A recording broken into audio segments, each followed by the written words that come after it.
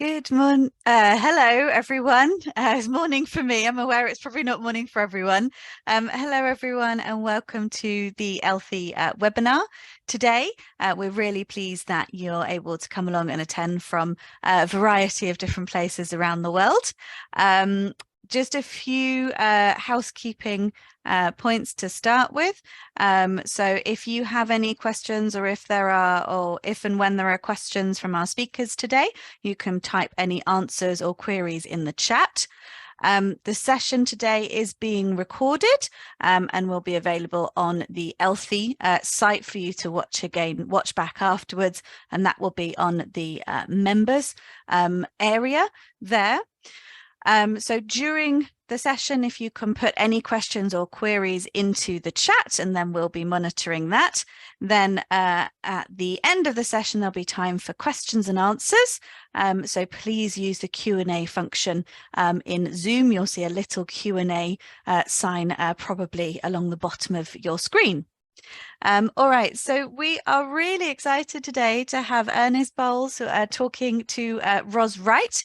Ernest and Ros are going to be talking about communication in communication and building rapport and therapeutic alliance. So I'm going to hand right over to Ros and Ernest now. Thanks, Bethan. Hi, Ernest. How are you? I'm very well, thank you. How are you, Ros? Good, thank you. Yes, it's a bit rainy. I can concur with a few of the people in the chat today. So welcome, everybody. And as Bethan said, I'm going to be talking to Ernest Bowles. Now, Ernest Bowles is a counselling psychotherapist studying at Bath University, or Bath Spa University, to be more correct. But you also work in a psychiatric hospital working with patients with personality disorders, young people for a charity. So I don't know, can you just give us a brief outline as to how you got into psychotherapy? Yeah, well, that's a really good question, isn't it? Why do we do what we do? Well, for me, it was actually a long time in gestation. It was a long time coming in many ways. I've always been interested in how we work and how we perceive our worlds, and that and having read the likes of Carl Jung and R.D. Laing and all of those kind of experiential therapists back in my early 20s, it gave me a solid grounding for investigating that in the future. I was actually a musician and a teacher for about 25 years. I actually have a musical background. Yeah, that's what I did. Yeah, so didn't realize that. Okay. Yeah. All right. So okay. So it's quite some people say, well, that's quite an interesting jump from being a musician, but actually in many ways it's still all about qualitative communications, and so there's connecting with people in different ways, right? Yeah. Absolutely. All right. Absolutely. And the essence of our chat today is communication, and I suppose music is very much a part of communication, non-verbally and so on and so forth. So there's a lot of crossovers, I find. So anyway, I took a leap into psychotherapy. It just was an intuitive feeling. That was all it was. You need to do this, so I did it. Okay. Oh, well, fair enough. All right. Well, before we go any further, let's see what people know about psychotherapy. So if people can write in the chat, I'm just going to ask a question. What is psychotherapy? And away you go in the chat, please. Any thoughts on that? That's a great question.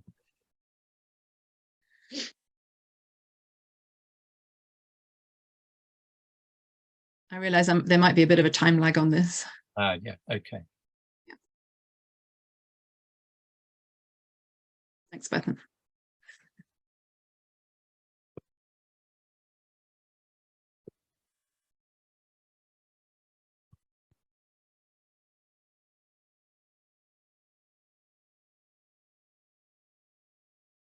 Okay. So Anasora is saying that there's a similarity, or there's a connection with CBT, helping people to understand their thoughts and feelings and the reasons why they do things. Thank you, Hayley. Listening, letting a person talk, consulting with a person to help them with the way they think. Okay, Stephanie, reflection on, and it's going too fast now. Curiosity about your thoughts, helping people who feel depressed, thoughts and behaviors, emotions, discussing those, easing and improving mental health issues and understanding experience and improving it, not medication based. Interesting. All right. Okay. So I'll hand over to you, Ernest. How well did our attendees do today? Well, they're all really fascinating and great questions. Hayley, I think, was quite close in terms of something, of course, notoriously difficult. One person mentioned CBT. Well, in a way, that's a kind of psychotherapy. There are many. There are as many therapies as you can shake a stick at. Right. So as with most things. But yeah, I think all of the above. I think there are some really interesting answers there. Again, what Helen's point about no medication, and that's quite key, isn't it? That's a very interesting area, because you're also getting a little bit into politics there. So your difference between the medical model as opposed to the humanistic model and so on and so forth, you could argue there. Medication can come into it. I mean, in the psychiatric hospital that I work at, medication is certainly part of the treatment. Right, true. But there's an awful lot to say about the pros and cons of that, and that's certainly a conversation in itself that would take up an awful lot of time. I tend to err away from medication, my personal view is, but very good point, very good point. All right, okay. Well, let's get down to basics. Let's go back to basics or down to basics. And, you know, we work in communication from different aspects, us as as trainers with our healthcare professionals. But what is communication? I mean, let's look at the basics. What is communication? How can you help us out with that?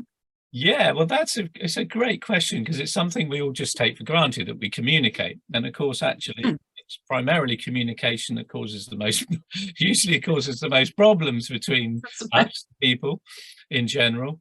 And so, yeah, a philosophical overview of communication. I see it as a flow of information, purely, which comes from a kind of systems theory idea. So let's take it from the point this is how I see it personally. I think we're in nested systems of communication, or the flow of information, and that can, from a biological level, right down from cell to cell via the use of hormones or messenger molecules, as they now call them. So that's communication of information between cell. That cell would then move information into tissue and so forth, so on into the human body, into the brain, and out from the brain into interpersonal communication via body language, words, speech, pictures, and so on. And from interpersonal connections, it goes into family and then into society. And so that, to me, they're nested systems of informational flow. One of the ways that interpersonally we communicate is via language and speech and so on. So I think communication is vital to life itself. Everything, plant life, everything relies on the flow of information. So that's how I would philosophically look at communication. Yeah. I hadn't thought about it in terms of, at a cellular level, or even, sort of in terms of plants. And yes, okay, there is communication, isn't there? I mean, when you look at it, you see it in veterinary science, there's communication, obviously. So take it that one step back, and at a plant level, there is also communication. I hadn't really thought about that. Everything, yeah. So, I mean, something, a lot of what we're talking about today is of direct relevance to Ealthy members and anybody who teaches clinical communication skills or patient communications, however you want to describe it. And for anybody who also teaches OET, particularly OET speaking and listening to a certain extent as well. So all of this is super relevant. But so in order to communicate on an interpersonal level, you talked a little bit about this already, body language, etc. But are there other areas that or you'd like to expand on that aspect? Well, of course, we have spoken language, which are basically sounds. Really, they're sounds. We communicate via these symbols we call words, and which is quite an odd thought in itself. But yeah, so that's one way of communicating. Obviously, through the body, through body language is fundamental. Kinesthetic or proprioceptive, some people use that word, which is sensing of the body. Visually, of course, we communicate visually, and there is this thing that you're probably aware of, Ros, called the 7% rule, which is Albert Marabane, I think, back in the 60s. That's his name. Albert Yes. Marabane. Yes, we were looking for that the other day, weren't we? I'm sure a lot of members have come across this when you teach presentation skills, for example. Yeah, you have to remember that. Well, that's really fascinating. So we're already crossing over that. So that's really interesting. So yeah, obviously very important in therapy. And so yes. Can you just remind people of, for those people that aren't aware of what the 7% rule? Can you just remind us, please? Well, what he formulated was looking at communication, that there was 7% that was only actual speech. That's right. Yeah. 38% of it was actually what they call paralanguage, which is the tonality, the pitch, the cadences, the spaces between words, and so on. The tone of voice, intonation. Yeah, how we say what we say, how we place those words in a structure, I suppose, and what qualitative aspects we give to words, which the sound, tonality, as you say, and the 55%, interestingly, is body language. You know, that's in itself, that's quite interesting. Yeah, no, I mean, and I don't know, I mean, I think it's been disputed to a certain extent, isn't it, to you know, is it really only 7%, and what are we doing as teachers if we don't need to train our learners how to speak, you know? Yeah, I mean, you know, it raises lots of questions, and one of the ones we briefly mentioned earlier is communicating via the internet. So what's being lost there? What have been gained? If it's 55% is body language and all you're getting is a head cue, you're basically relying on facial expressions, which we zoom into more, and we try to extract more from them, but we're still losing. So yeah, I think with all these things, they can certainly be argued. One way or the other. Yeah. For sure. But I think overall, I think he's fair. I think he's in the right ballpark from my experience and all the other data that's shown. Certainly from my understanding from therapy, body language does play a very big part in it. That's interesting. That's really interesting. Okay. All right. So in general, in your practice, what is your therapeutic model? I mean, we'll go back to the more directly to the title of this session, so exploring communication language in a therapeutic session. So what, as a counsellor, what is the model of therapy that you use? Because I think that, you know, our members, Ealthy members, can appreciate this and see the relevance in terms of what they do as a language trainer. Yeah, well, there appears to be an awful lot of crossovers, and an awful lot of the way that teaching has been formulated over the last 30 or 40 years has been influenced very much by Rogers. So my modality is my core modality. I'm actually eclectic, but my core modality is what they would call humanistic, excuse me, or person-centered, client-centered, which is probably very familiar to some of you. Patient-centered we know of as, but person-centered is becoming more and more interesting, commonly used. Yeah, much the same, basically. Yeah. So a very, very brief history of that. Let's start with Freud. We could go back further, but Freud, before Rogers came along, so basically humanistic therapy was formulated by Carl Rogers, very important person in the history of psychotherapy, and lots of things from there, including teaching, management skills, so on and so forth. Absolutely. So before that, we had a very didactic approach. We had an expert idea. So the idea was, in traditional psychotherapy, you went to an expert who would impart information to you as a passive recipient. So you would go with their problems, they'd tell you what was wrong with you, and you would listen to them and believe them, and that was it. That was, you know, it's a very crude sort of attempt at formulating, but that's how it was seen. Rogers came along and sort of went, well, wait a minute. I think that actually the relationship is the most important part of this. So he did an awful lot of study. It wasn't just an idea. and an awful lot of experimentation, and basically he came up with the idea that yes, actually the fundamental aspect of positive therapeutic outcomes was the quality of the relationship. So that was the big change in psychotherapy, was that actually they started to look at how you would how do you create the right conditions for an effective relationship, for a positive relationship. So yeah, very briefly, that was his contribution to therapy. And it extends into, as you're saying, it extends into healthcare. We see that in clinical communications, so we in order to prepare for OET speaking, for example, we need to train our learners to develop a patient-centered approach to care. And some of our learners may not have studied that in their medical faculties or nursing faculties back home. And if they're preparing for OET, or they're preparing to work in the UK or Australia or Ireland, they need to adopt this approach, because this is what is used in healthcare settings in those countries. Well, and so, you know, this is where there's the absolute link with what you do.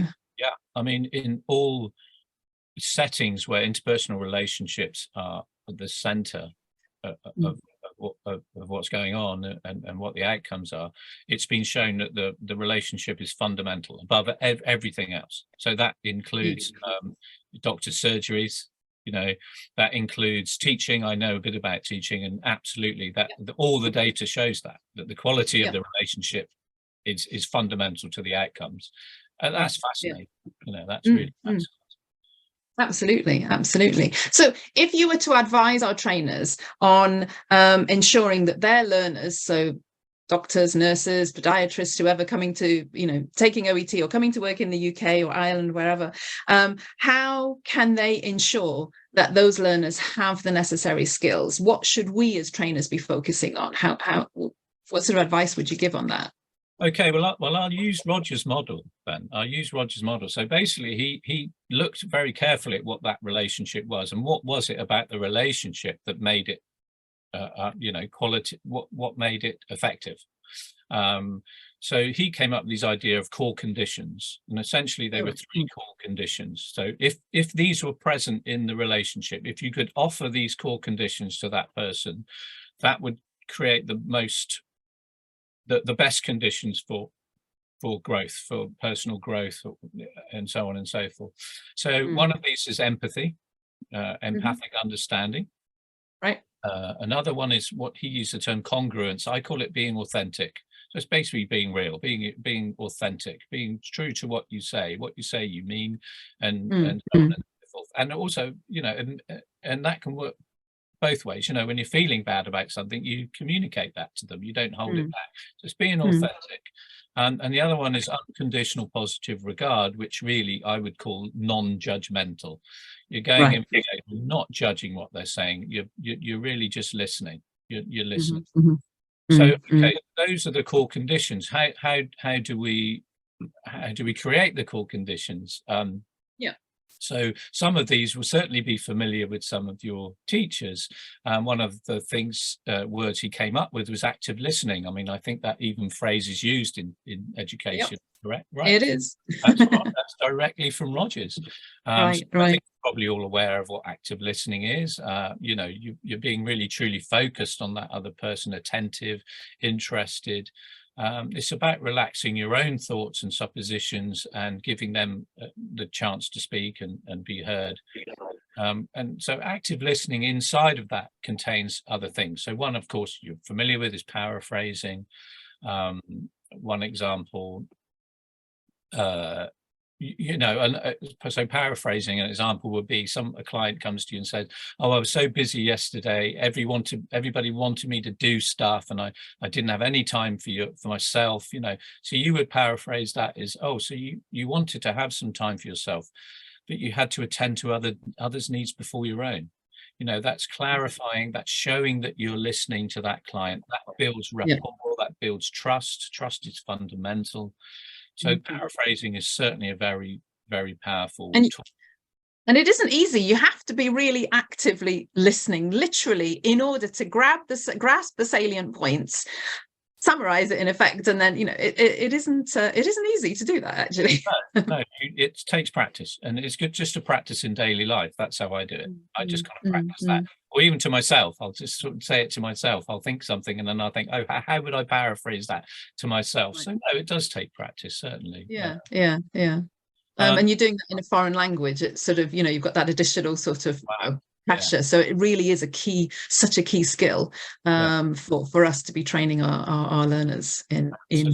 Absolutely fundamental. I mean, there's a few others that you're familiar with. I don't need to go over. Open questions. Yeah. Mirroring. That means so you're using the client's vocabulary back to them. This is right. It's what we call mirroring. You can also do the same with body language. Maybe we'll look very briefly at body language. Don't have a lot of time, I understand, but so mirroring is very important. Actually, it's trust, because it's all about building trust and rapport. It's fundamental. Another thing is presence. What is that? But basically that's really being there. If you're on your phone and someone's talking to you, you're not present. So presence is about being really truly engaged with that person, being there, and you feel that. Exactly. Yeah. And I think that the intrusion of mobile phones in all aspects of our lives stop people from truly being present and active and listening actively, and then being able to do everything else, the paraphrasing, etc. So it's people keep throwing things into the mix, don't they, making it more difficult for us to do what seemingly would be a really simple thing, listening, but it isn't as simple as that. I wanted to move on a little bit to I'm just looking at my notes here, and I've got Chomsky standing out at me, staring at me. But I can't remember why we wanted to talk about Chomsky. Well, I think we were going to start looking at a little bit about language itself in terms of communication. Right. Well, maybe we could look at the area of metaphor, because I think, with the time that we've got left, I think that would be really key, right? If we looked at the area of metaphor. Yeah. Okay. So that's brilliant. As you well know, everything we talk about, an awful lot of what we communicate is in metaphor. We think metaphorically and in narratives. That's how we make sense of the world. The world is infinitely complex, and we have to have these internal models, and those models create meaning. We're also meaning-making creatures. Human beings need meaning. We just can't survive without it. The world doesn't make any sense. A lot of what we're doing in therapy is about creating meaning or reauthoring stories, creating new meanings, and so on and so forth. So it's fundamentally important, metaphor, in terms of, I believe, in terms of communication, how we speak to each other and so on. So some of that is to do with Chomsky. So briefly, of course, Chomsky, one of his points was that language wasn't principally developed for actually communication. It was developed for thinking. It's actually more language is internalized than it's actually externalized. That was one idea he had. I think he's right. The interior voice or something, right? That was his. Yeah, and some of that is to do with a lot of that is to do with metaphor. We could talk a lot about metaphor, but okay. So one of the things of meaning is it's also subjective, highly subjective language and meaning.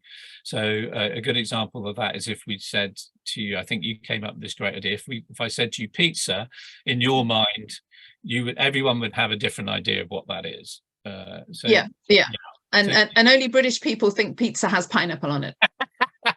There we go. Yeah, absolutely. Yeah, well, one way of defining us culturally, I suppose. That's how you know. If we all drew a picture of pizza.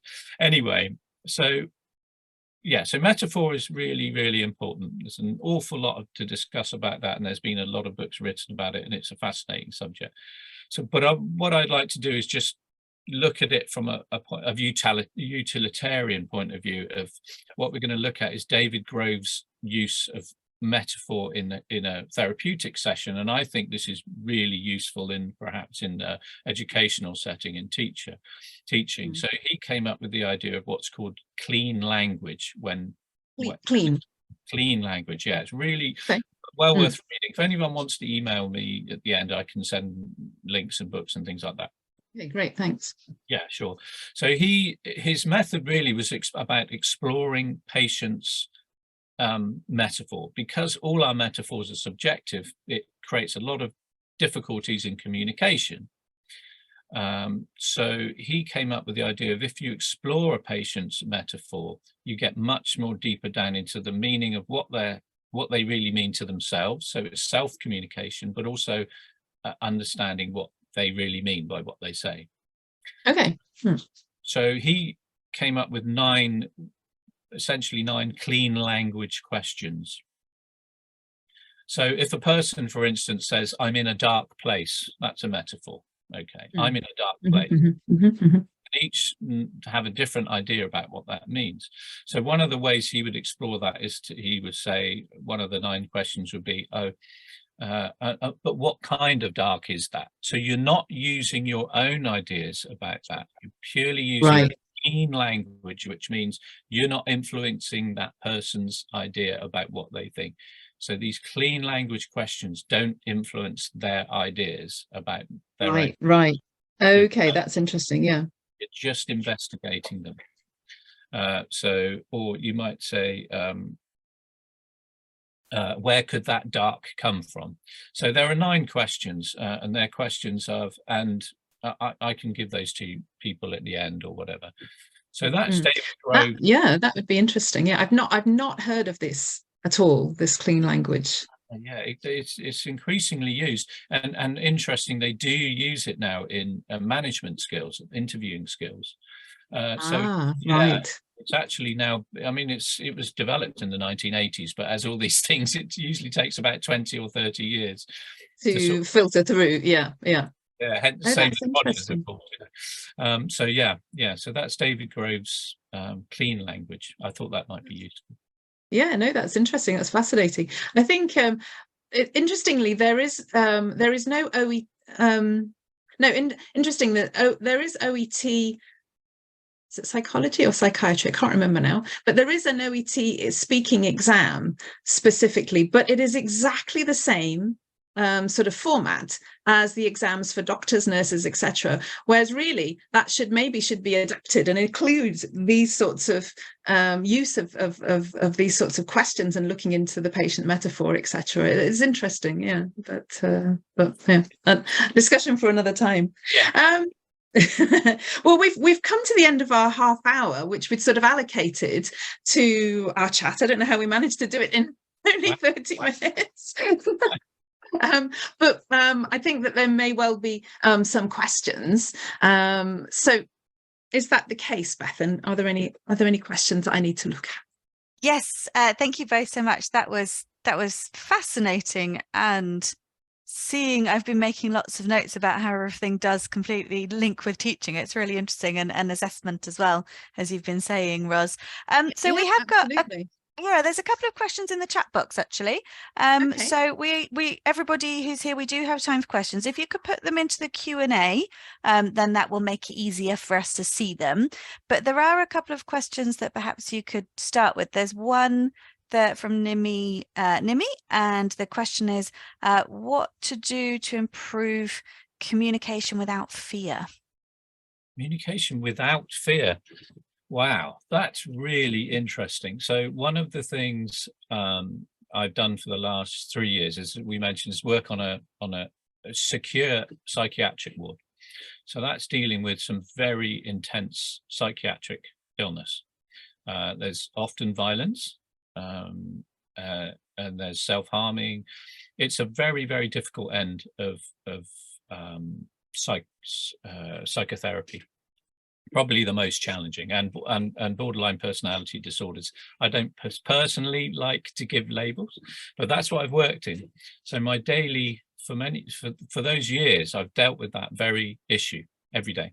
So it's a really good question, and I think it lies at the heart of how we communicate our own thoughts and feelings and it lies at the heart of how we see ourselves. So so your question is really, how do you facilitate that? I've never had anything happen to me in terms of being hit or abused. It's never happened. And I've been in some very, very difficult situations where people have been seriously injured, staff have been injured. It's never happened to me. And I've often thought about what that is and what I'm doing that's perhaps different. Some of it might be that I'm a bit older, they feel sorry, but actually no. So what I've worked out for myself is it's about not reacting. It's about primarily in those situations. So I can't talk about all situations, but I know this applies. Fundamentally, it's about trust. What is fear? Where does fear come from? Fear comes from lack of trust. So what I found, if people are in psychosis and so on, all of their instincts they're on hyper alert because they're utterly distrustful of everything because nothing really is making sense. They've probably had awful things happen to them. So they're in that pocket of absolute distrust. So they will read every tiny aspect of your body language, your eye contact will be absolutely hyped up.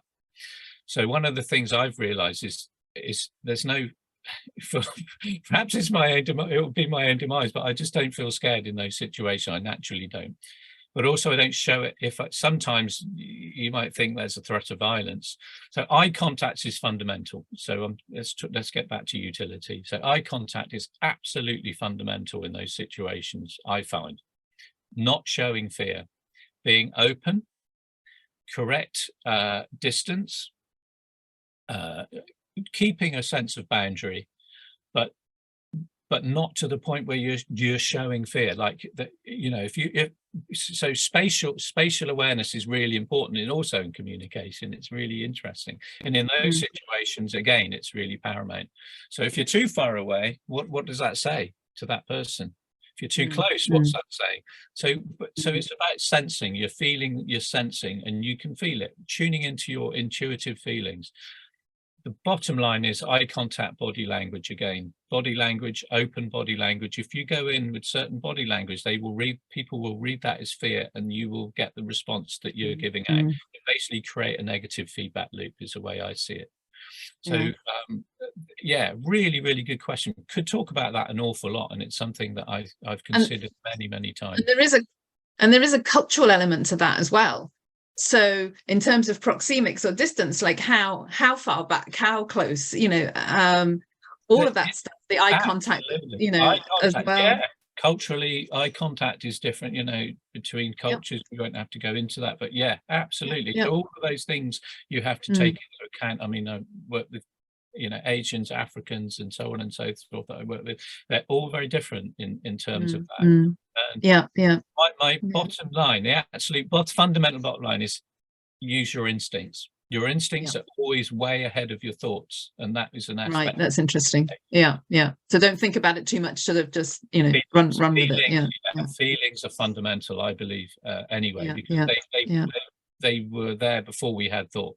You know, they evolved way before then, and they're always way ahead. I mean, even the science behind that shows that feelings come way before your actual thoughts. I mean, they measure that, so you already know what's right and what's wrong. So yeah, exactly. So you develop that. You develop all these techniques. So yeah, I'm sure, but it probably takes time, right? We do have some other questions. So from Helen, what do teachers think of the challenges of teaching, the importance of non-verbal communication when we are often teaching online? Okay, yeah, I mean, you sort of talked about that a little bit, right? And there is, I mean, to what extent is that lost then when we're teaching online, or when we're communicating online with people? Yeah, well, we discussed that really briefly, didn't we, before we came online? And it in terms of scientifically, the data the data is still being collected on that. I'm sure it is. Yeah, it'll be a while before we get to any conclusions on that one, right? I'm sure. My own experience of doing therapy online is that this is purely my personal view, is that there is something lost. I think there's something called the felt sense that is lost, because I believe that. I'm not so sure about teaching. I don't know, because you're dealing with something very different. It's not therapy. So how much you need that non-verbal communication, I don't know. My sense is in therapy, feeling is fundamental. You know, what we call felt sense is really, really important. I think there's a lot of that lost. But as we are, as humans, what we do is when we don't have access to certain modes of communication, body language, or even hearing or sight, we amp up the other ones. So blind people tend to have more extended hearing. They're able to sense their felt sense, of proprioceptive sense is heightened.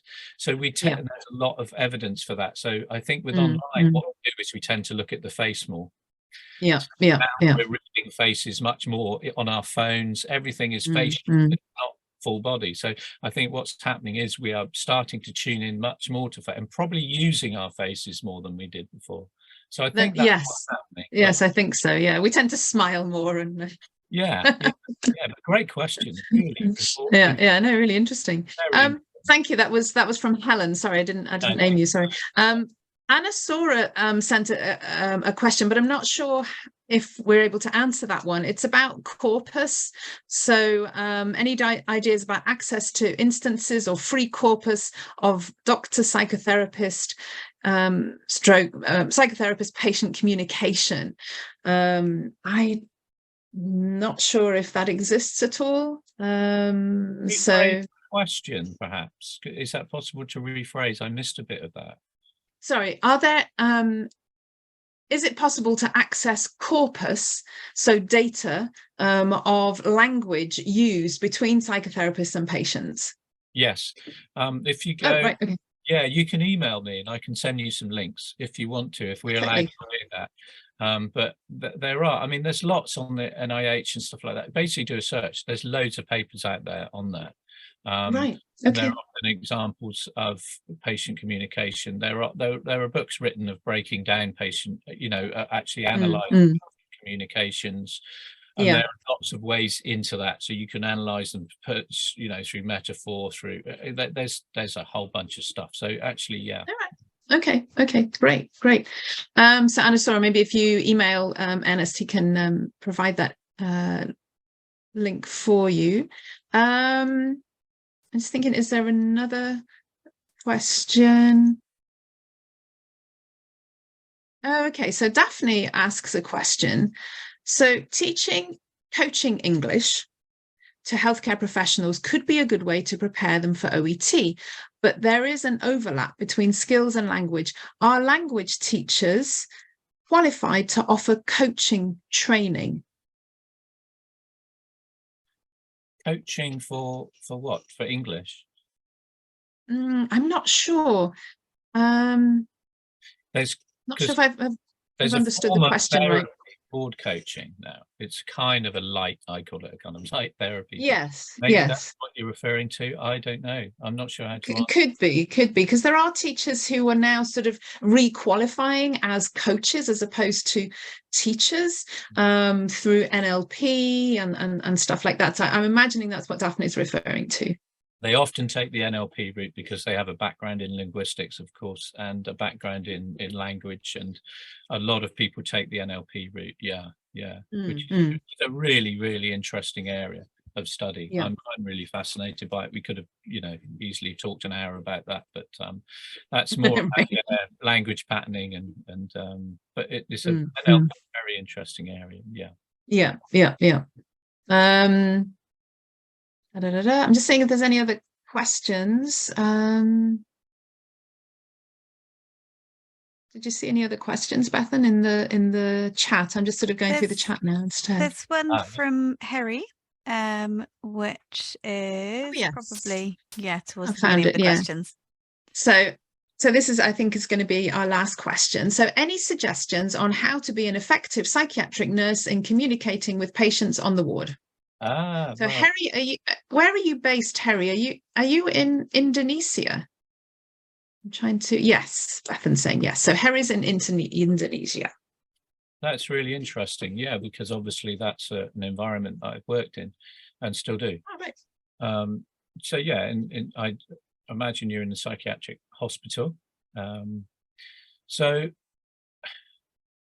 it depends on the ward. Obviously, if you're in a PQ ward or if you're in a acute ward, all of these change. But effectively, it's the same. It's the same. I find Rogerian techniques are the same. Now, tone of language, pacing of language is really important, I think. And that, again, that goes into linguistics and so on, and NLP and lots of other therapeutic models.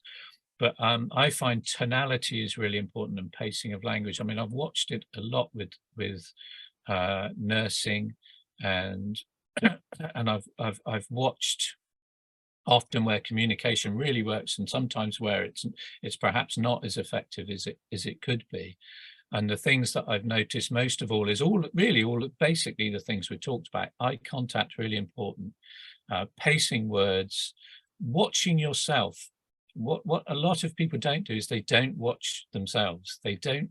So you have to have almost this third eye, this third part going, watching your own language. How often do we think about our own language or our own ways of it's hard. Again, it's a skill, we don't naturally have that. We assume we talk and it's all going to be okay.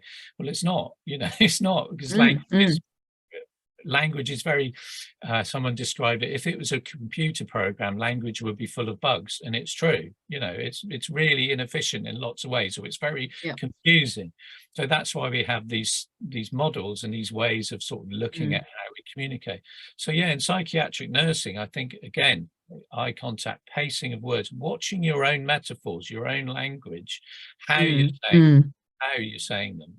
I've watched it can completely change a whole conversation or a whole relationship with a client. If you're trying to offer them meds, for instance, the classic scenario is the psychiatric nurse is trying to give meds to the client. They probably really need them because they're really psychotic and violent or whatever. It's probably a good idea they take them. You've got to try and sort of, in a very person-centered way, try to get them to understand that this is actually quite important part of their treatment. For some people, politics aside of whether medication's right or wrong, okay, that's another conversation. But the sort of strong advice, how to actually advise somebody in a way that they're going to accept, and that's the best way forward for them, and to get them to take their medication or whatever it may be. All the stuff we looked at, metaphor, how that person sees their lives, how they see their own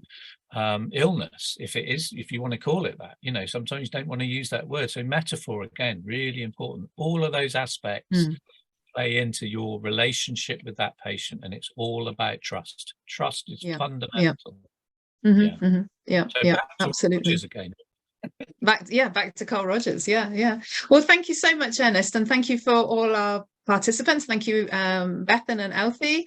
I think the participants and members will be sort of reassured that they're on the right track in terms of the training that they're giving healthcare professionals. It's come from a sound basis, and there is benefit for the client, for the patient. I think that's really fundamental to what we do. It's very reassuring because a lot of us are non-healthcare professionals, so it's a lot of reassuring for us to know that we're going in the right direction.